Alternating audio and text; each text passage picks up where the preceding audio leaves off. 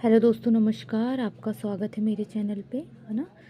आज हम पढ़ रहे हैं जनसंख्या 2011 की जितनी भी थी, है ना। क्वेश्चंस तो कहीं से भी पूछ सकता है। ये जो चीज़ें हैं ये चेंज नहीं हो सकती ना, सिर्फ करंट अफेयर चेंज होगा, है ना। तो ये तो हमको एज इट इज़ पढ़ना पड़ेगा अगर सपोज दैट पूछा 11 का, तो है ना। तो हम लोग देख लेते हैं, क्योंकि NTPC में बेइंतहा टाइप के ऐसे वाले क्वेश्चंस भर भर के दे रहा है ना। उसमें भी दे सकता हमारा 12th लेवल जो था वो, एंड देन NTPC अगेन हमारा ग्रुप डी आएगा, तो ग्रुप डी में भी हिस्ट्री, है ना। हिस्ट्री हो गई हमारी, ये सब ऐसा टोटल ज्योग्राफी, इकोनॉमी, सब कुछ, है ना। और तो हम इसका देख लेते हैं, आइए स्टार्ट करते हैं किस टाइप के क्वेश्चन है। देखिए, भारत की पहली जनगणना की शुरुआत कब हुई? पहला तो पूछ ही सकता है ना, पहला, उसके बाद का सेकंड, ऐसे। तो भारत की पहली जनगणना की शुरुआत कब हुई? 1872 में, लॉर्ड मेयो के कार्यकाल में। किस में हुई?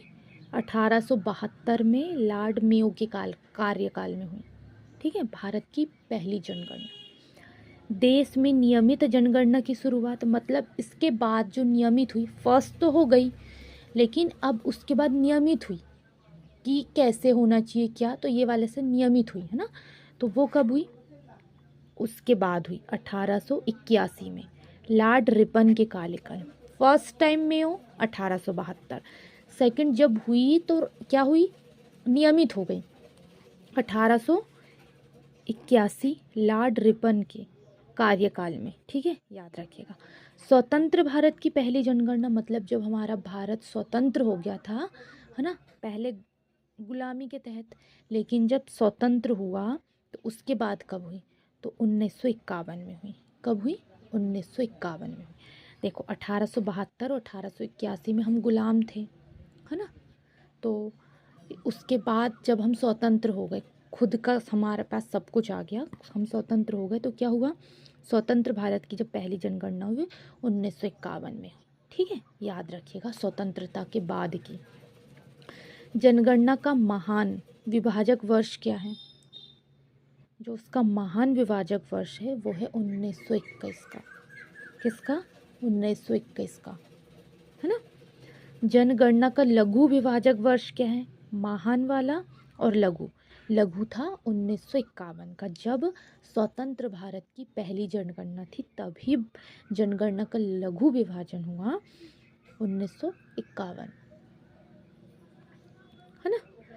जनगणना से संबंधित जो अनुच्छेद है वो क्या है? मतलब अनुच्छेद भी रखते हैं ना जनगणना से संबंधित, तो अनुच्छेद कौन से हैं? वो 246।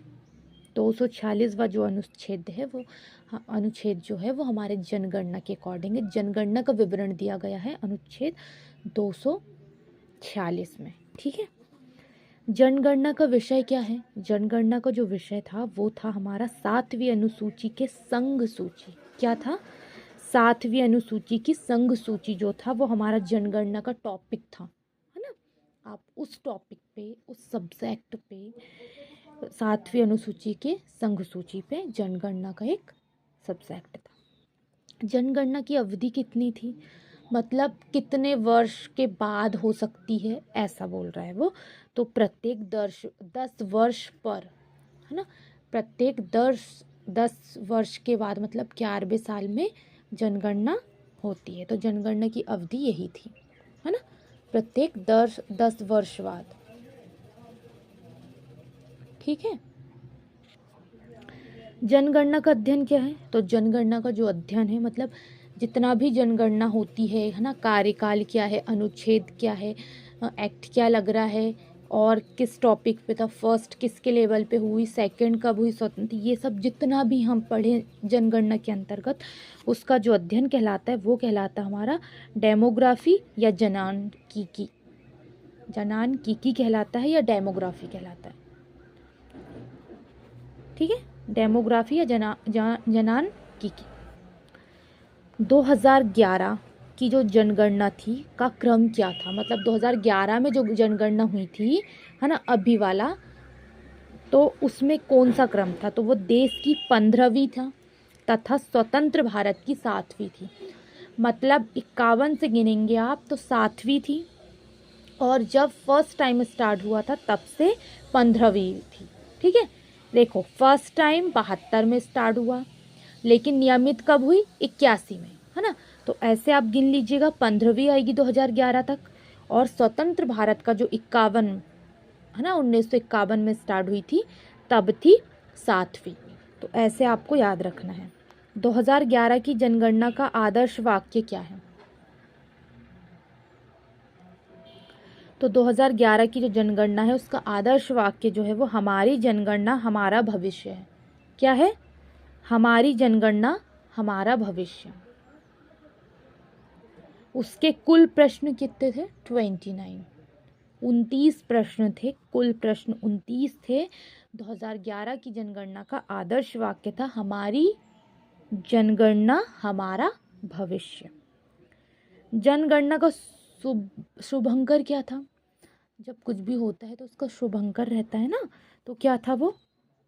प्रगणक शिक्षिका। क्या था? प्रगणक शिक्षिका थी जनगणना का शुभंकर, ऐसे था। ठीक है ना। तो यहाँ तक हमारा जो कंप्लीट हो गया है, हम यहाँ से कल देखेंगे। आज आप इतना देखिएगा, इतना देखिएगा, एकदम से कंफर्म वाला क्वेश्चंस पूरे हो जाने चाहिए, कि सिर्फ बोले और आपको डायरेक्ट 1 वर्ड वाला आंसर याद हो जाना चाहिए। बस इसके बाद हम कल देखेंगे इसी के आगे से जस्ट, है ना। आज के लिए बस इतना ही। धन्यवाद।